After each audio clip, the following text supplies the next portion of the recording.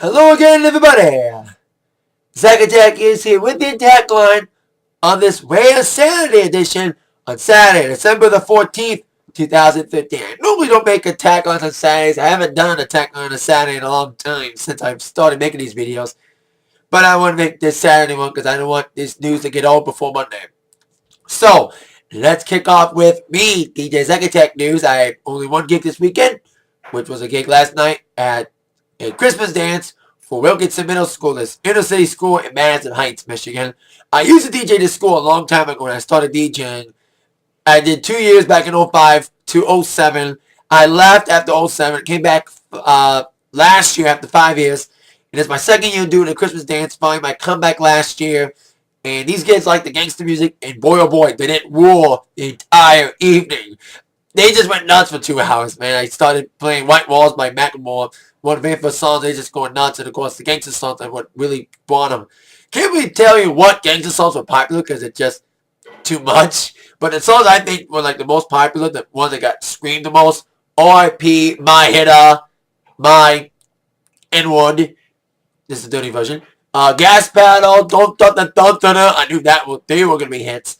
But it also started from the bottom, got well received. And of course, the pop songs got well received too, like LMFAO, The Fox, also War and Wrecking Ball. So a lot of those pop songs got well received, as did the gangster songs. It was a great night. The kids loved it. There was this guy overlooking the people. Didn't want to get too rowdy, but hey, besides that, good show. The Harlem Shake got well received too. And all the line dances, of course. So great night last night, Wilkinson. Great Christmas dance, rowdy crowd. I loved it last night. Hell of a crowd. And I don't have a Monday gig in Jefferson. I do have a gig on Tuesday, a Christmas staff party. And next Friday, I got Almond lunches and special needs dance. Speaking of last night, after I got home, I watched at least most of the Jingle Ball event. Now, Jingle Ball was this big event held at Madison Square Garden, sponsored by New York station Z100, that was streamed on the Yahoo Screen app last night and on Yahoo.com. I didn't see it. I only missed the first hour because, like I said, again, I made it at like after 9 and got to see at least the second half of the show with Ariana Grande performing. That was the first person I saw was Ariana Grande. She performed after Selena. That's interesting. Like, Ariana Grande, I don't play her stuff because no one requested her, but she was okay performer. And Pitbull performed. He was great. I've seen him before. He was a great performer. Robin Thicke, I did like his Miley reference because Miley was the headliner. And Robin Thicke, he had a good performance. He only like 2-3 songs, which is all of his singles. You know, Bloodlines and Give It To Me. It was a decent performance. Paramore, like there was some rock people there. Like, I think FOB was there. I think I missed them. And Paramore performed too. Paramore was decent. And then like one guy volunteering to sing and like bassist cut out. I was wondering why the bassist wasn't there with that cutout. It was because he was expecting baby with his wife. And Enrique Iglesias was there, even though he hasn't had a significant hit in a couple years. Where he did all the significant hits like Tonight I'm Loving You and I Love It, I Like It. Too many do like Balamos. But hey, these kids weren't even born when Balamos came out in 1999 with Wild Wild West and Escape and Be With You and Hero, of course. So Macklemore is the co-headliner with Brian Lewis doing their 4 big hits, Thrift Shop, Can't Hold Us, Same Love, with a surprise cameo from Tegan and Sarah with Mary Lambert, the singer to go sings the hook for the Grammy-nominated Song of the Year. Nominated for that award. And of course, Miley was the headliner. I was surprised how kind of tame it was. She did twerk a little, but she didn't like do anything shocking last night. She wore that Santa outfit, smacked a few asses, twerked a little, but she didn't like smoke a joint or hump a lot. I think she really focused on the music and really wanting a big promotional tour for a Bangers tour. She had like a big screen thing at the end with a decent performance, a Wrecking Ball ending it. She kicked off with Party USA. I'm very surprised she kicked off with that one.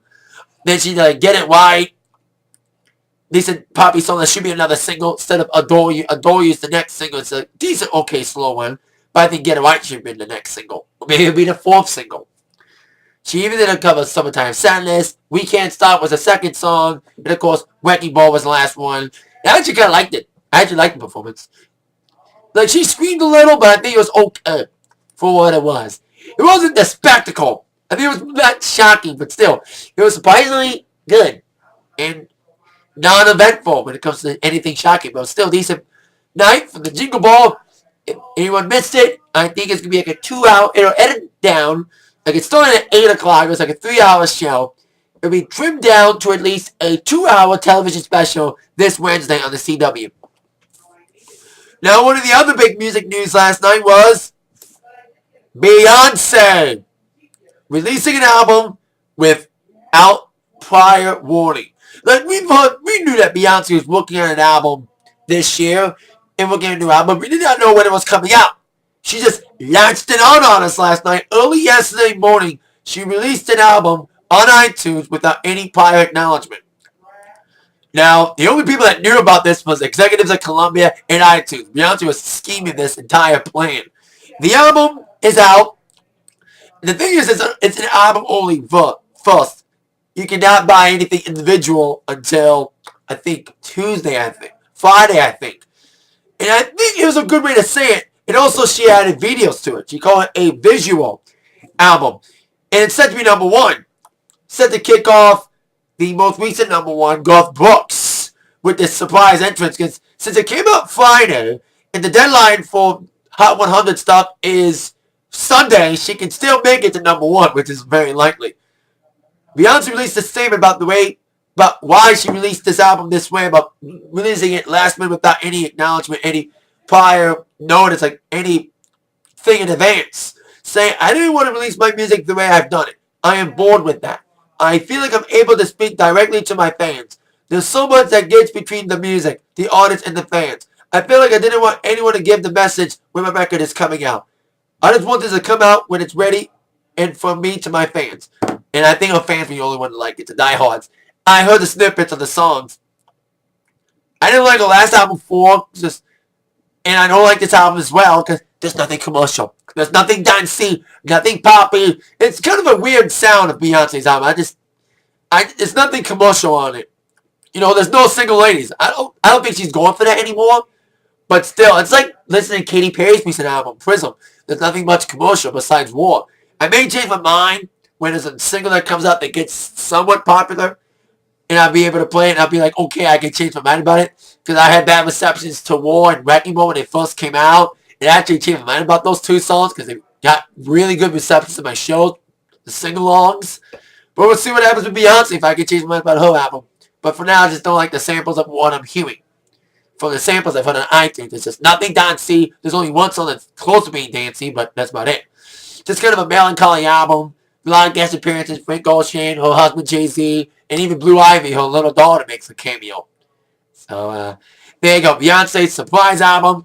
Already on top of iTunes. Could be on top of Billboard on Wednesday. Speaking of Billboard, I will end with the Billboard year-end chart were revealed yesterday as well. They announced some of their year-end stuff. Artist of the Year by Billboard was named Bruno Mars.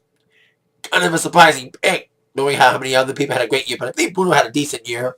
He had a huge number one smash with that When I Was Your Man. Slow song. I actually like it. It's a decent slow song. And other top 10 hits like Treasure, Gorilla, and Locked Out of Heaven was also number one. Another number one. He had a decent, big headlining arena tour, Moonshine Jungle. He was supposed to announce tour dates last week, but he never did. Maybe next week he'll announce the tour dates before Christmas.